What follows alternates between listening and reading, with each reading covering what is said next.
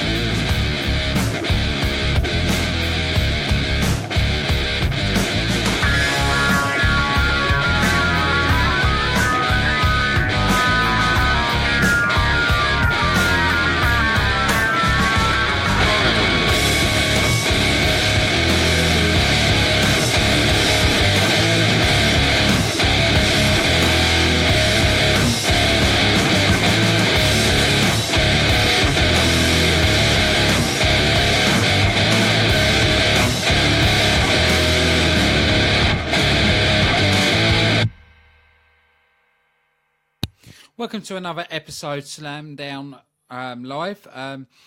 As today we haven't got Charles with us, the co-host of this show.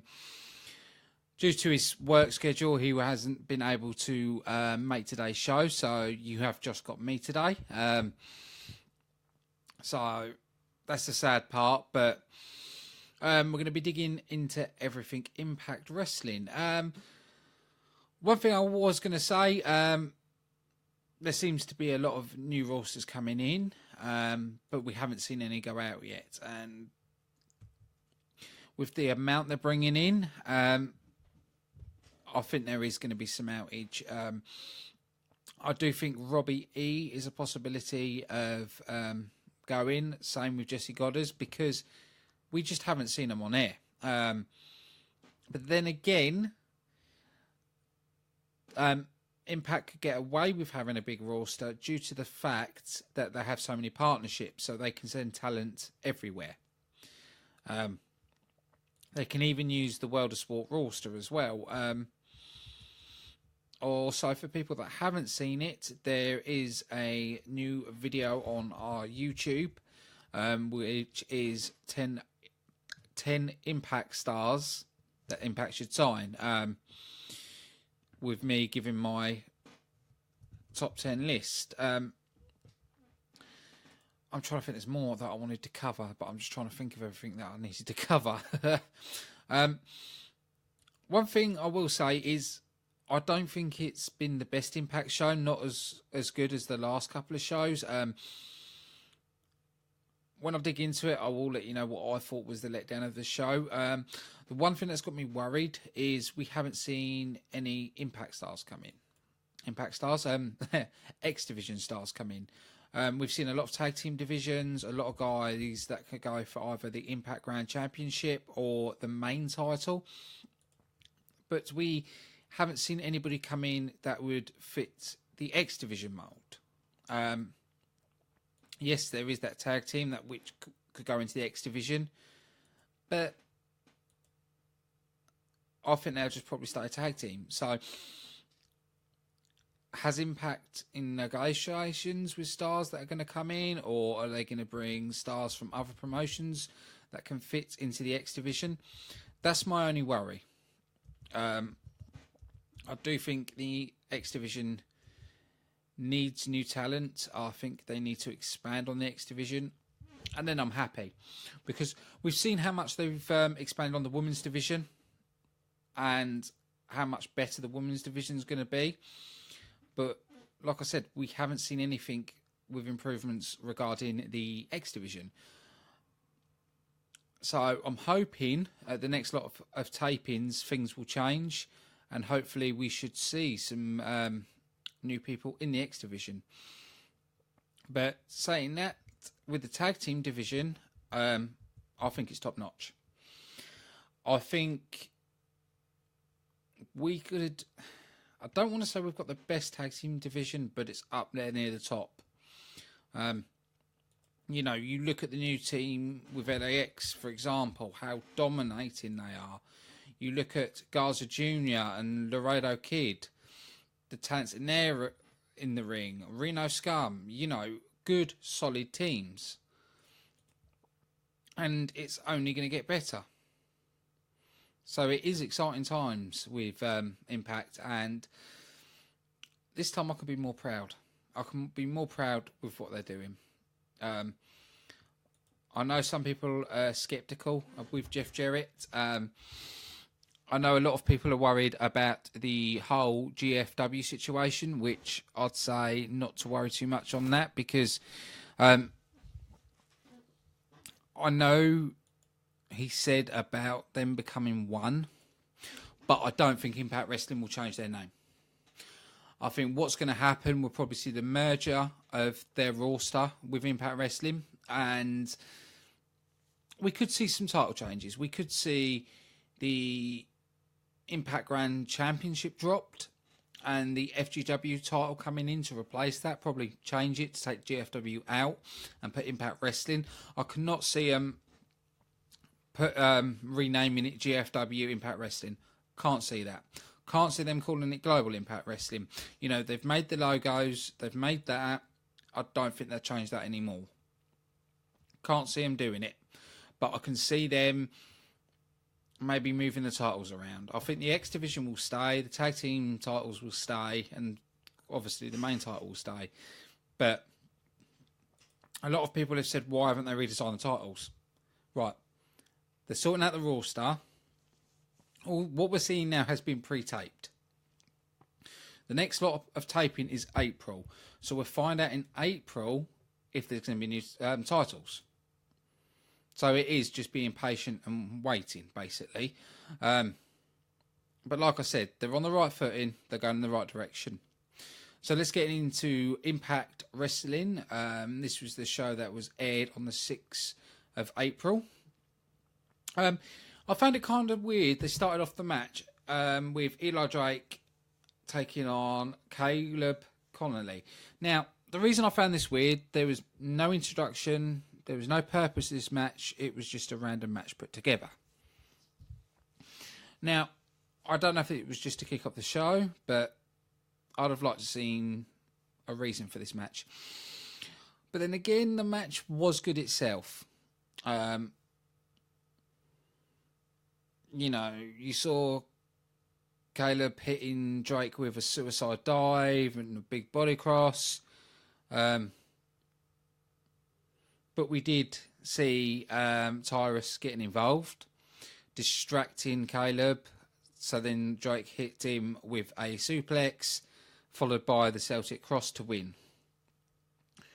Now, one thing we've had over the shows is the Josh Matthews and JB arguing.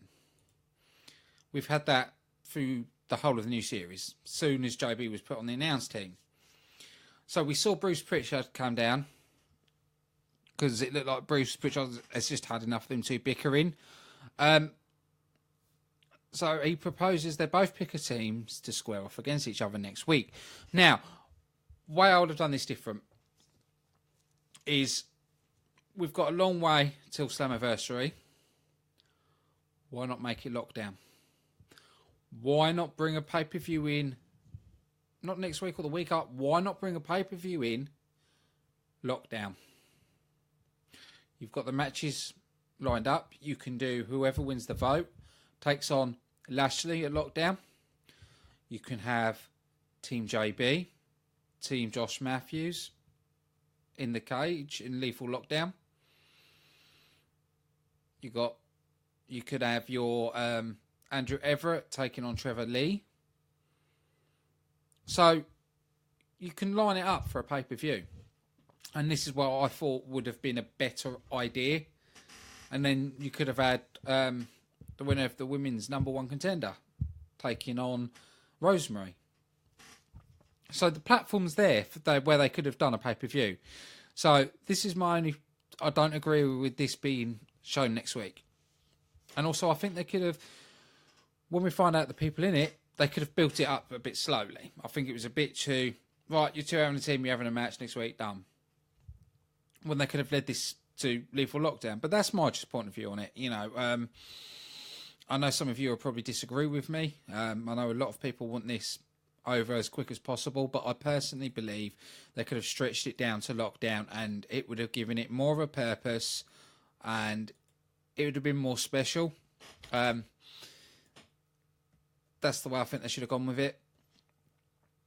After that, we had the number one contender knockouts over the top battle royal. Right. I can understand why they didn't want to do a tournament. You know, they've done tournaments for the tag team division. You know, so see, I didn't agree with having the women's matches over the top rope battle royal. Why couldn't they have done an elimination battle royal? You get pinned, you're eliminated. You get pinned, you're eliminated. That way, you could have showcased the women's wrestlers, especially the new ones that came in. You know, I didn't quite enjoy them just being thrown over the top all the time. I didn't enjoy it. It was average at best. They could have done so much better. We did see ODB win this at the end because it was only ODB, Madison left, and we saw ODB getting the pinfall. But we saw a lot of new talent in this match. We saw MJ Jerkins. We also saw Ava. Ava Stone we saw, sorry. Diamante was in the match as well. We saw Amanda. Brandy Rhodes was in there as well. I've already said Rebel, Brandy. You know, so we saw a lot of new talent in this division. But ODB came out on top, so we will be seeing ODB taking on Rosemary. After that, we saw the one and only Cowboy James Storm. Now, I'm happy he's back to Cowboy, but I really hope with Bram and Kingston, they put them as a tag team. Keep them two as a tag team. And also, it was nice to see Kingston having more mic time. He is an absolute killer on the mic, and he should be getting more time on that. We saw James Storm basically saying he'll do anything to become Impact Wrestling World Champion.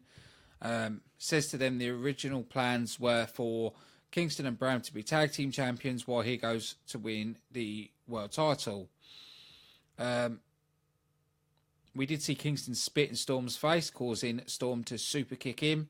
Bram swings a chair at Storm's, but avoids it and gives Bram a super kick. So obviously there's going to be something there with Bram and Kingston.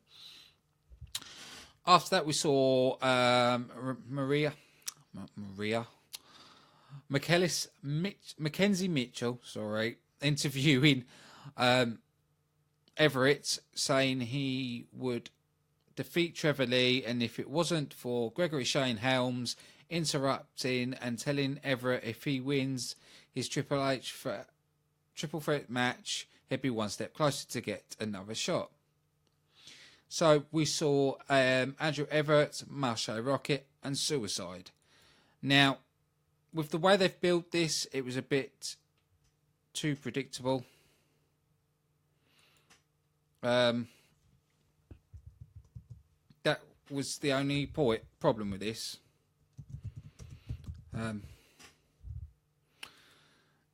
Sorry, someone's just sent me a message.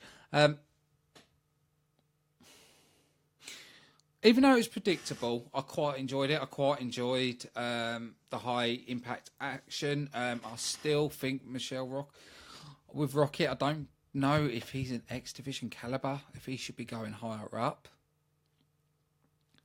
But saying that, it was a bloody good match. I recommend everyone to go and watch it. It's probably one of the better matches of the show.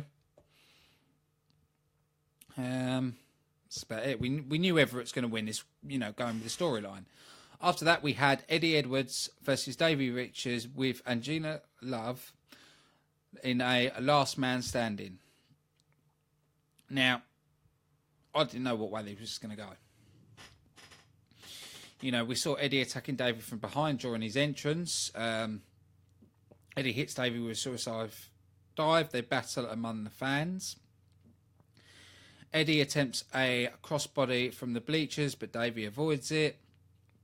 Eddie powerbombs Davey into 2 steel chairs.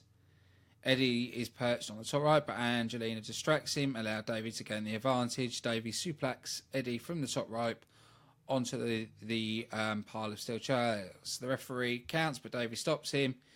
He wants to inflict more damage. Eddie's wife comes down, standing in the front row. Angelina throws Davey a steel chair. Davey wraps it around his hand and chokes Eddie. Davey chokes Eddie with a steel chair as his wife Alicia looks on. Eddie begins to build momentum by hitting Davey with a belly-to-belly. In the corner, Eddie steel chair in hand crashes into Davey on the corner. Now, it was very sort of a to-or-fro match. I don't know if I enjoyed it or if I didn't. I think they could have gone a lot further there. I'd rather have seen it more of being a bloody mess. You know, I'd have liked some more, like, oh my God moments into it to hype it up more. There's a lot more they could have done. But overall, it was a good match. Now, we saw a promo of the Veterans of War. Now, to me, obviously, it's going to be ex-Marines that are in wrestling. And the only two that stick out for me with this is Gunner and, what's that other bloke's name, the ginger guy? I can't think of his name on the top of my head. Crimson. I reckon that's going to be Gunner and Crimson coming in. Again, another tag team. And this is what I'm saying. I think we need to see more X Division stars coming into Impact Wrestling. I think that is a need. You know, so I can keep hoping that we might get some in, but after the winning the Impact Tag Team Championship last week, LAX attends a celebratory party in Orlando. So you see them, Conan and everybody partying to celebrate the win.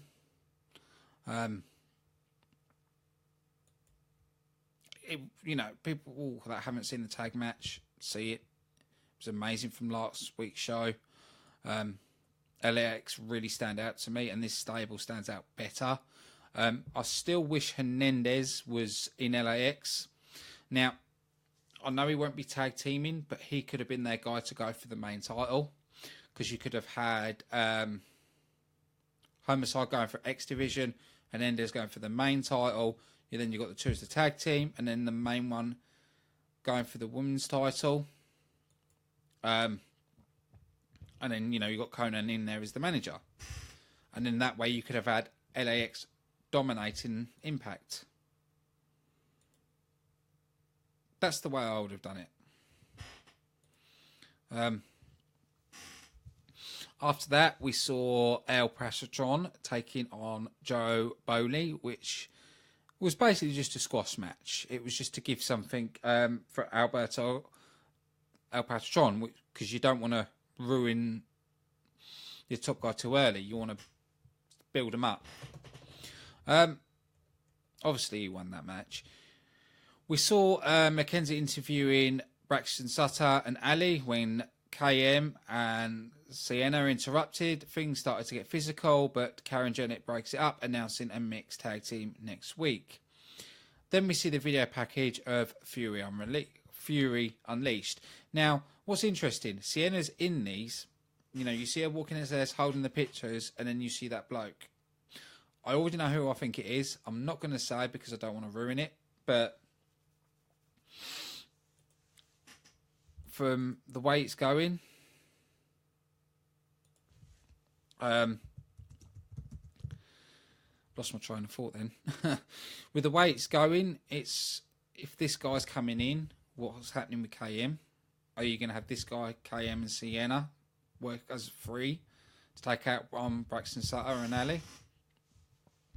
We'll just have to wait and see. After that, Jeremy Boras, Josh Matthews are in the ring to pick their teams. Patatron, Chris Adonis, Matt Morgan, but before he can say who his fourth guy of his team is, it ends up in a brawl. Actually, it ended up in a brawl after he announced Chris Adonis. Then Matt Morgan came running in. Then they went off air. They're saying they've run out of time, folks. Check out to see what's going on on ImpactWrestling.com or Facebook. So when I went on Facebook after the show aired, you saw Magnus come down. Now, which was a bit predictable, especially with the World of Sports partnership and announcing Magnus is in World of Sports. You could have sort of seen the Magnus thing coming. But it's making me looking forward to next week. I still think they could have saved it for a lockdown match. And also, if they saved it for Lethal Lockdown, there could have been more of a purpose to it. The reason I say there could have been more of a purpose, they could have said, like, loser leaves commentary. You know, giving it that edge. So it's not just you're facing each other next week on the 4-on-4 match, and that's it. They could have given it more of that purpose. But we're just going to have to wait and see where this leads, what stories are going to come up next with this. I really do hope it's going to come to an end with Josh and JB. But this episode Impact, it was all right. It was good. But to me, it wasn't as better as previous weeks. So, hopefully next week, Charles will be back with us. So I want to say a big thank you to everybody watching. We will be back tomorrow with WWE Raw review. We'll find out what the shake-up's all about. It's apparently meant to be going over the two shows, but we'll see what happens at Raw, and then we'll see what happens at SmackDown. That'll be on at 9 p.m. GMT with me, your host, Ashley Friend. So thanks, everybody, for watching, and I'll see you again tomorrow, 9 p.m.